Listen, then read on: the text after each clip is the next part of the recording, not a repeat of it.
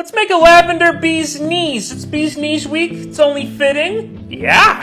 First, we're gonna add our bitters. If you're ever using bitters, always add them first. 2 dashes. Lavender bitters, I use Scrappy's. Then we add our cheaper ingredients first. 3/4 ounces of your mother's lemons. Ooh. If you don't squeeze your own citrus, next time a bird craps on your car, lick it off.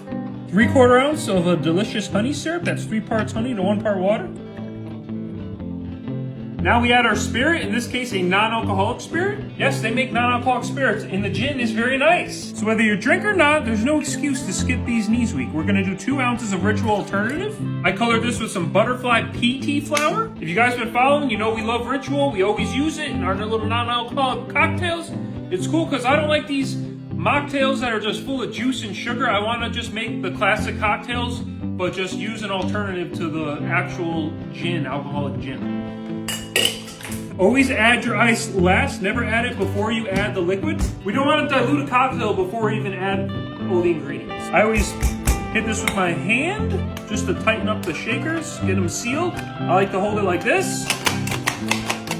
Depending on your ice, it's gonna depend how long you shake. I shake for about 8-10 seconds.